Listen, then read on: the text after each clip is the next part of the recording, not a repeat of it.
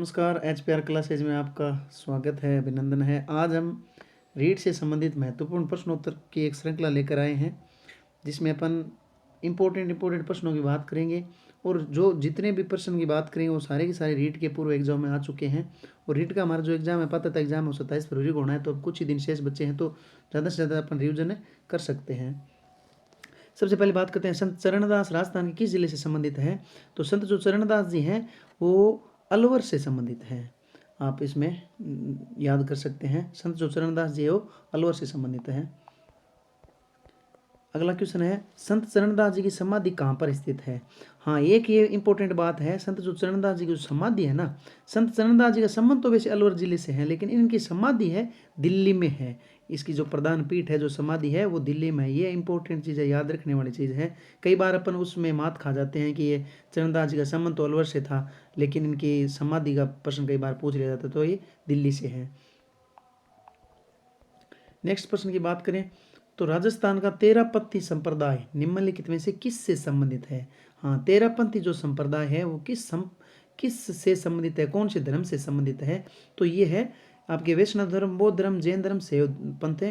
तो इसमें इंपॉर्टेंट जो मेन उत्तर होगा वो जैन धर्म। तेरापंथी है। आजकल अपन सब जगह देखते हैं तेरापंथ भवन बने हुए होते हैं, तो वहाँ पर जो जैन धर्म के जितने ऋषि मुनि होते हैं वो ठहरते हैं। और जैन धर्म के जितने ऋषि मुनि हैं उनका वो ज़्यादा से ज़्यादा आवागमन का ही उनका होता है, वो ज़्यादा ठहरते नहीं हैं। तो तेरापंथी जो संप्रदाय है वो जैन धर्म से है। अगला क्वेश्चन है, बीकानेर के निकट समराथल, यानी समराथल भी बोल सकते हैं, समराथल दोनों चीजें हैं, को किस लोक देवता ने अपना कर्म स्थल बनाया था।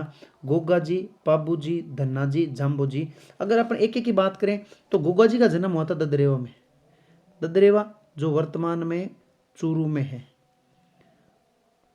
पाबू जी का जन्म फलोदी तहसील में हुआ था, अब तो फलोदी जिला बन गया है, लेकिन फलोदी तहसील में कोल्लू गांव है, वहाँ पे पाबू जी का जन्म हुआ था। और जो धनाजी है, धनाजी का जन्म हुआ था धुवन टोंक में। और जाम्बो जी है, जाम्बो जी का जन्म तो वैसे पिप्पासर नागौर में हुआ था। अपन बात करें तो जाम्बो जी का जन्म हुआ था पिप्पासर नागौर में, लेकिन जाम्बो जी ने अपनी जन्म स्थली जो कर्म स्थली है, यानी जहाँ से जाम्बो जी ने उपदेश दिया था, वो समराथल को दिया था। तो इसका उत्तर हो जाएगा जाम्बो जी।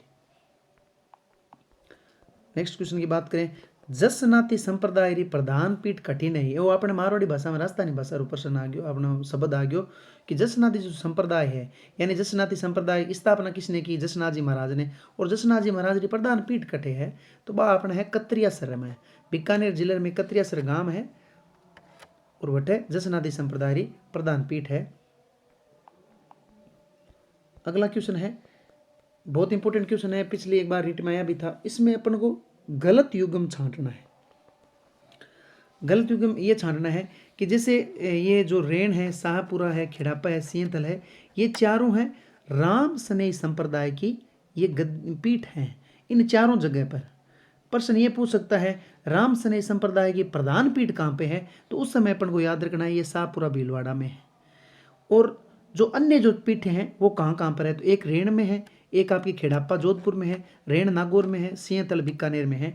तो इनके जो प्रवर्तक थे या जो संस्थापक थे उनके नाम से पूछा है, तो रेण के दरियाव जी ये सही है, रेण का दरियाव जी ने किया था। शाहपुरा के रामचरण जी थे, बिल्कुल सही है। खेड़ापा में रामदास जी थे, ये भी सही है। लेकिन ये प्रश्न गलत है कि सिंहतल के जो थे हरिवंश नहीं थे, हरि रामदास जी थे।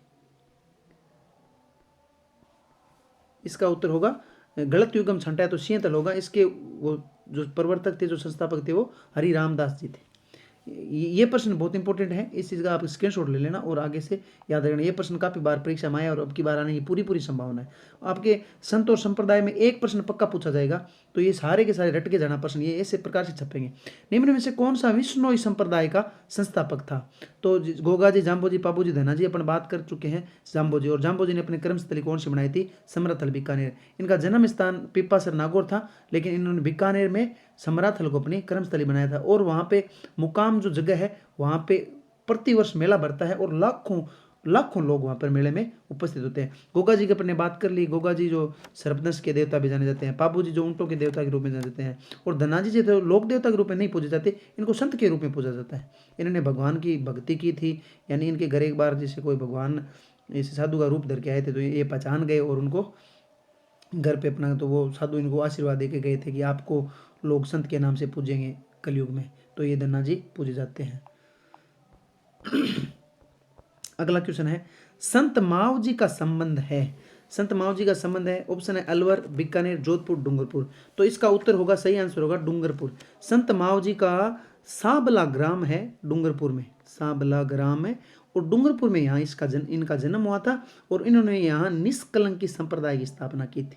निष्कलंकी जिसको बोलते हैं, प्रश्न कई बार पूछ लेते हैं, निष्कलंकी संप्रदाय के संस्थापक की स्थापना किसने की, तो माव जी ने की थी। और माव जी का एक प्रसिद्ध ग्रंथ था जिसका नाम कई बार आता है चोपड़ा ग्रंथ, इनका प्रसिद्ध ग्रंथ था। इनका प्रश्न भी पूछा जाता है कि चोपड़ा ग्रंथ किसने लिखा था, तो संत माव जी ने लिखा था, और इनका संबंध था डूंगरपुर से।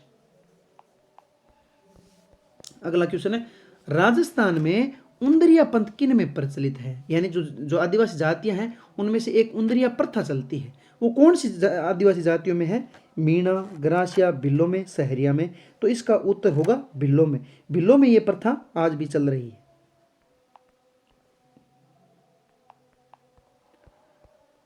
अगले क्वेश्चन की अपन बात करें, ये सीधा सीधा प्रश्न कई बार सीधा का सीधा ऐसे फैक्ट पूछ लिया जाता है कि आचार्य तुलसी ने अणुव्रत आंदोलन का सूत्रपात कब किया था, कौन से सन में किया था। ये प्रश्न हूबहू रीट की परीक्षा में आपके आया हुआ है, अगर आप संभाल लेना पीछे के जो क्वेश्चन है ना उनमें से रीट की परीक्षा में आया हुआ है 42, 49, 45, 52 है। तो इसका सही उत्तर होगा 1949। ये रट लेना, आचार्य तुलसी ने अणुव्रत आंदोलन का सूत्रपात 1949 में किया था।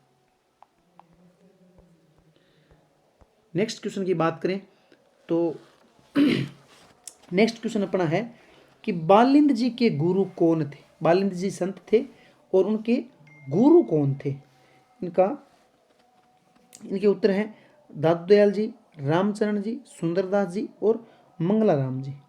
तो इसका सही उत्तर होगा आपका दादू दयाल जी। ये बालिंद जी है वो दादू दयाल जी के शिष्य थे।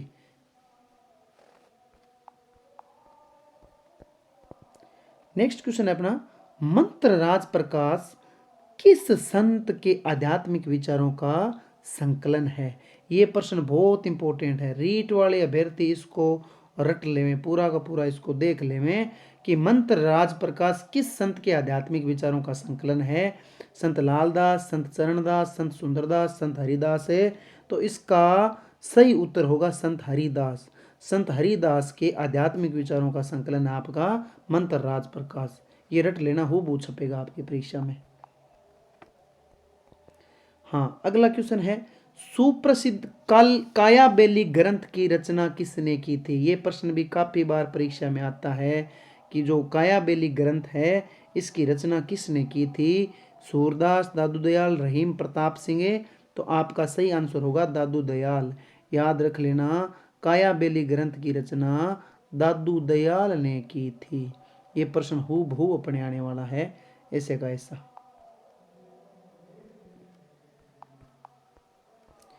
अगला क्वेश्चन है, रसिक संप्रदाय का प्रवर्तक कौन थे। रसिक संप्रदाय के प्रवर्तक थे हमारे अग्रदास। अग्रदास जी को रसिक संप्रदाय का प्रवर्तक कहा जाता है। नेक्स्ट क्वेश्चन बहुत इंपॉर्टेंट क्वेश्चन है, प्रश्न ये आता है दादू पंथ की कितनी शाखाएं थी। यानी हमारे दादू दयाल जी थे, उन्होंने दादू पंथ की स्थापना की थी। कहते हैं दादू दयाल का जन्म अहमदाबाद के पास हुआ था, एक नदी के किनारे एक संदूक में वो मिला था, वहाँ से उनके गुरु उनको ले आए और जयपुर में इन्होंने अपनी कर्मस्थली अपनी जो और इनकी जो समाधि थी वो भी जयपुर में थी। इन्होंने अपनी शाखाएं बनाई थी जिनको 6 के नाम से जाना था। 6 शाखाएं बनाई थी। इसका उत्तर प्रश्न का राइट आंसर होगा 6। अब 6 शाखाएं कौन कौन सी थी ये अपन एक बार देख लेते हैं कि एक थी खालसा, दूसरी नागा, तीसरी विरक्त, चौथा था खाकी, पांचवी थी उत्तरादि और छठी थी निहंग। यानी ये इनकी 6 शाखाएं थी। प्रश्न कई बार ये ऐसा भी पूछ सकते हैं कि दादू पंथ की निम्न शाखाओं में कौन सी शाखा नहीं थी। इनमें से 3 का दे दिए, 4 दे दिए, उनमें से एक इनमें से कोई नहीं, उसमें नहीं होगा। तो ये 6 के 6 याद कर लेना, ज़्यादा इसमें कोई दिक्कत नहीं है। जैसे खालसा, नागा, विरक्त, खाकी, उत्तरादि और निहंग। ये दादू देव पंथ की 6 शाखाएं थी। अब पर चलते हैं नेक्स्ट क्वेश्चन पर। अगला क्वेश्चन है अपना, काजी हमूमुद्दीन सुहावर्दी को किस स्थान पर सर्वप्रथम काजी बनाया गया? तो इसको नागौर में बनाया गया था। ये प्रश्न याद कर लेना, एकदम आसान सा क्वेश्चन है, कोई ज़्यादा दिक्कत नहीं होनी चाहिए। हाँ, ये क्वेश्चन ठीक है। ये जो मिलान करने वाले होते हैं ना, ये क्वेश्चन थोड़ा डिफिकल्ट होते हैं। जैसे अपन को एक संप्रदाय दे रखे हैं और एक अपन को प्रमुख पीठ दे रखी है कि हाँ इस संप्रदाय की प्रमुख पीठ कहाँ पर है। जैसे अपन को दे दिया गुदर संप्रदाय, नवल संप्रदाय, चरणदासी संप्रदाय, अलक्या संप्रदाय। तो अब इसको अपन ने अलग अलग छांटने हैं। तो जैसे गुदर संप्रदाय है उसकी प्रधान पीठ है दांतड़ा भीलवाड़ा में। नवल संप्रदाय आपका ये जोधपुर में है, जिसकी गुदर संप्रदाय की स्थापना आपके वो जो संतदास जी थे उन्होंने की थी।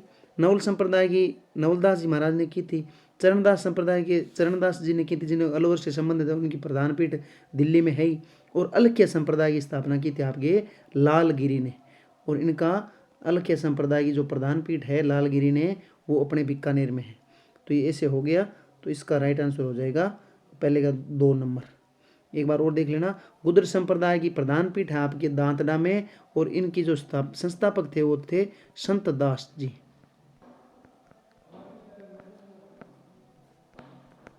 और जो नवल संप्रदाय इसके नवलदास थे, इनकी प्रधान पीठ जोधपुर में है। चरणदास जी के चरणदासी संप्रदाय के चरणदास जी थे, इनकी प्रधान पीठ दिल्ली में है। इनका संबंध अलवर से था। और अलख्य संप्रदाय की स्थापना की थी लालगिरी ने, जिनका संबंध है बीकानेर से। अगला क्वेश्चन है, निम्न में कौन गागरोण के राजपूत शासक थे?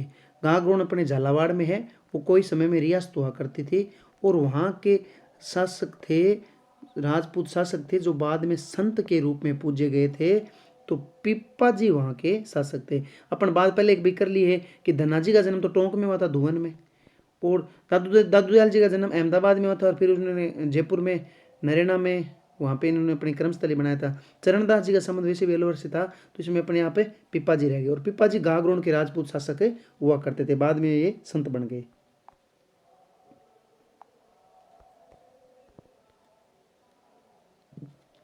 अठारहवीं शताब्दी में राजस्थान में रेण शाहपुरा सिंह स्थल खेड़ापा, ये सिंहथल नाम है, खेड़ापा किस संप्रदाय के प्रमुख केंद्र थे? ये अपन ने पहले बात कर ली थी कि राम सनेई जो संप्रदाय था उसकी 4 पीठें हैं, और 4 पीठें कहाँ कहाँ हैं? रेण जो दरियाव जी वहाँ के संस्थापक थे, शाहपुरा रामचरण जी थे, और जो खेड़ापा है वो रामदास जी थे, और आपके जो सिंहथल वहाँ हरि रामदास जी थे।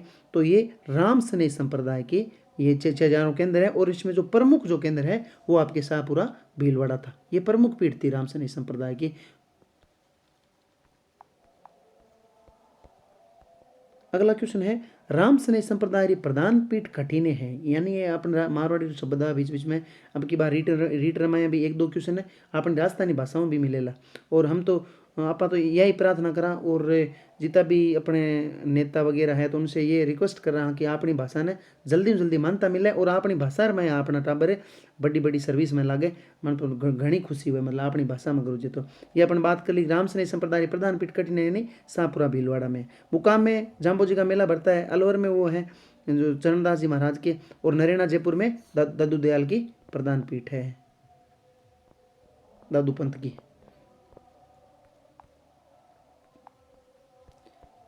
अगला क्वेश्चन है, दादू जी के पार्थिव शरीर को किस स्थान पर समाधि दी गई? हाँ, ये याद रख लेना, दादू जी की जो समाधि है वो जयपुर में बेराना पहाड़ी है। ये खेड़ापा जोधपुर में या नहीं होगा, नैना फुलेरा वहाँ तो दादू जी ये नहीं संबंध है। और जो बेराना पहाड़ी है इस पर दादू दयाल को समाधि दी थी, उसको दादू खोल बेराना के नाम से जानते हैं, ये याद कर लेना। नेक्स्ट क्वेश्चन अपने हैं, कौन से पंथ अनुयायी मेव मुसलमान गणा, यानी कौन से पंथ के जो अनुयायी थे वो मेव मुसलमान ज्यादा थे? तो वो दादू पंथ, लालदासी, विष्णोई, गुदर। तो लालदासी जो पंथ था उनके जो ज्यादा अनुयायी थे वो मेव मुसलमान थे।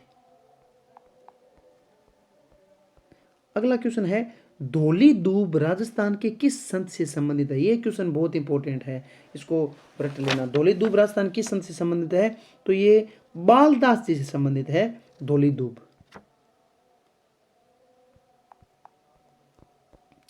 अगला क्वेश्चन है, निम्न में किसने गुरु गोरखनाथ से दीक्षा ली थी? तो दादूदयाल पिप्पाजी, जाम्बोजी, रामदास जी, तो इन संतों में से जाम्बोजी ने गुरु गोरखनाथ जी से शिक्षा ली थी और गुरु गोरखनाथ बहुत बड़े तपस्वी थे। हाँ, अगला क्वेश्चन है किन संप्रदाय अनुयायी उबाणे पगा अंगारा माथे नृत्य करें, यानी कौन से संप्रदाय के अनुयायी है वो कोई भी चप्पल वगैरह पहने बिना यानी नंगे वस्त्र नृत्य करते हैं, नाचते हैं अंगारों पे, यानी जो जलते हुए जो अंगारे होते हैं आग के उन पे नृत्य करते हैं। तो जो अग्नि नृत्य है वो अग्नि नृत्य कौन से संप्रदाय का है? आप सबको मालूम है अग्नि नृत्य का संबंध है आपके जसनाती संप्रदाय से, और जसनाती संप्रदाय के प्रवर्तक थे जसनाथ जी महाराज, और जसनाथ जी सिद्ध जाति के प्रमुख देवता के रूप में माने जाते हैं, और उनकी जो प्रधान पीठ है वो कत्रियासर में। वैसे भी इनके अन्य पीठें भी हैं, आजकल जगह जगह पर मेला भरता है, लेकिन कत्रियासर में इनकी प्रधान पीठ है। हाँ, अगला क्वेश्चन आ गया कि निम्न में से कौन सा सुमिलित नहीं है, अपन को नहीं पूछना है, नेगेटिव निकालना है। तो निरंजनी संप्रदाय के हरिदास जी थे, गुदड़ नवलदास जी, अलख्या लालगिरी जी, निष्कलंक माओ जी, इनमें से अपन को गलत छांटना है। तो इसमें अपने होंगे ये गुदड़ संप्रदाय वाला, ये गलत हो जाएगा क्योंकि अलख्या लालगिरी जी थे, इनकी पीठ बीकानेर में है। निरंजनी संप्रदाय के हरिदास जी थे। निष्कलंक संप्रदाय के माओ जी थे, डूंगरपुर में इन्हें चोपड़ा ग्रंथ की रचना भी की थी। लेकिन गुदड़ संप्रदाय के जो थे ना वो संत दास जी थे, और इनकी जो प्रधान पीठ है वो दांतड़ा भीलवाड़ा में है। और नवलदास जी ने नवल संप्रदाय की स्थापना की थी जो जोधपुर के अंदर है इसकी प्रधान पीठ। अगला क्वेश्चन है निम्न में किसने जयपुर में नाथों का प्रभाव समाप्त कर रामानंदी भक्ति परंपरा स्थापित की? तो पयहारी स्वामी अग्रदास जी, किल्लादास जी, विठलदास जी। तो इसमें से पयहारी स्वामी ने जयपुर में नाथों का प्रभाव समाप्त करके रामानंदी भक्ति परंपरा, और रामानंद जो वो अपने भक्ति को उत्तर भारत में लेकर आए थे दक्षिण भारत से, इसलिए उनको भक्ति का प्रमुख माना जाता है। राजस्थान के किस संप्रदाय में पुरुषों द्वारा अग्नि नृत्य किया जाता है? ये वापस आ गई जसनाती सिद्ध संप्रदाय द्वारा अग्नि पे नृत्य किया जाता है। ये प्रश्न वापस रिपीट हो गया। तो आज हमने कुल मिलाकर 28 प्रश्न हमने पढ़े हैं, और इन प्रश्नों में से आपके कम से इस टॉपिक में से 1-2 क्वेश्चन आने की पूरी संभावना है। हर परीक्षा में आते हैं, तो आपकी इस टॉपिक से 1-2 प्रश्न आएंगे, तो इसमें से पक्के न पक्के एक प्रश्न आपको मिलेंगे। तो ये सारे के सारे प्रश्न आप रट लेना।